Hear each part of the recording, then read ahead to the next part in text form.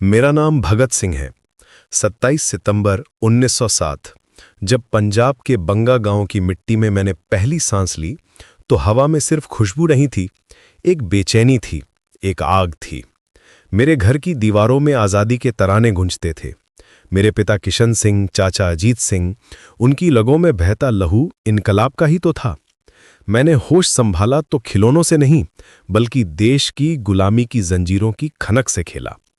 ये वो माहौल था जिसने मेरे अंदर सवाल पैदा किए और उन सवालों ने ही मुझे मेरा मकसद दिया। मैं तब सिर्फ 12 साल का था जब 1919 में जलियांवाला बाग की खबर आई। वो सिर्फ एक खबर नहीं थी, वो एक चीख थी। हजारों निहत्थे लोगों पर गोलियां, बाग की मिट्टी खून से लाल हो गई थी। मैं स्कूल से भागकर वहां पहुंचा, उस मिट्टी को छुआ और महसूस किया कि वो सिर्फ मिट्टी नहीं, मेरे देशवासियों का लहू है। उस दिन मेरे अंदर का बच्चा कहीं मर गया और एक क्रांतिकारी ने जन्म लिया। मैंने उस खून से सनी मिट्टी को एक शीशी में भर लिया। वो शीशी नहीं, मेरी कसम थी, एक कसम कि इस जुल्म का हिसाब होगा। जवानी की दहलीज पर कदम रखते ही मुझे समझ आ गया था कि आज़ादी सिर्फ नारों से नहीं मिलेगी, इसके लिए सोच को जगाना होगा, नौजवानों को जोड़ना होगा। इसी मकसद से हमने नौजवान भारत सभा की बुनियाद रखी। हमारा मकसद सिर्फ अंग्रेजों को भगाना नहीं था, बल्कि एक ऐसा समाज बनाना था जहां इंसान इंसान का शोषण ना करे। हम विचारों की लड़ाई लड़ रहे थे। लेकिन फिर वो दिन आया जिसने सब कुछ बदल दिया। 30 अक्टूबर 1928 लाहौर में साइमन कमीशन के खिलाफ शांति से प्रदर्शन हो रहा था। हमारे शेर लाला लाजपत राय जी सबसे आगे थे और फिर अंग्रेज अफसर स्कॉट के हुक्म पर उन पर लाठियां बरसीं। वो लाठियां एक बूढ़े शरीर पर नहीं, पूरे हिंदुस्तान की आत्मा पर पड़ रही थी। कुछ हफ्तों बाद लालाजी हमें छोड़कर चले गए।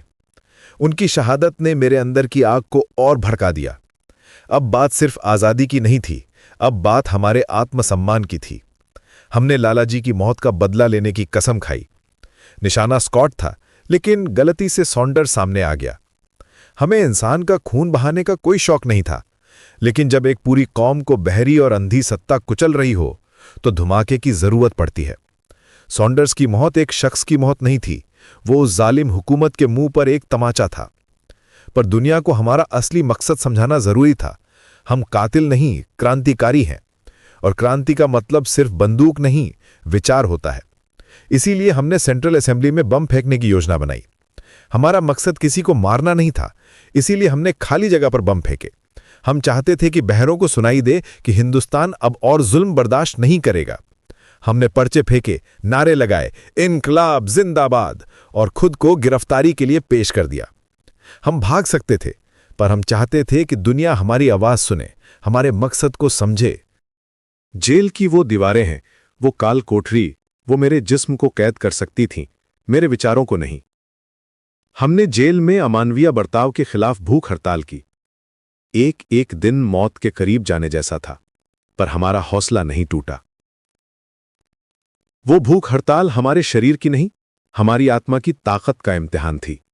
मैं पढ़ता रहा, लिखता रहा, क्योंकि मैं जानता था कि मेरी लड़ाई मेरे बाद भी जारी रहेगी। और आज जब वो आखिरी पल सामने है तो मेरे दिल में कोई डर नहीं है, कोई मलाल नहीं है, बस एक सुकून है कि मैंने अपनी जिंदगी अपने देश के नाम कर दी। वो मुझे फांसी पर चढ़ाकर सोचते हैं कि सब खत्म हो जाएगा। कितने नादान हैं वो मेरे जिस्म को मार सकते हैं, मेरी सोच को नहीं। हिंदुस्तान के नौजवानों, मेरी बात सुनना। क्रांति सिर्फ बम और पिस्तौल से नहीं आती। असली क्रांति विचारों से आती है, समाज की सोच बदलने से आती है। पढ़ना, समझना और सवाल करना। जब तक इस देश में गरीबी, नाइंसाफी और भेदभाव है, तब तक मेरी लड़ाई अधूरी है। इस लड़ाई को तुम्हें आगे बढ़ाना है। मेरा सफर बस यहीं तक था, पर इनकलाब का सफर अभी शुरू हुआ है।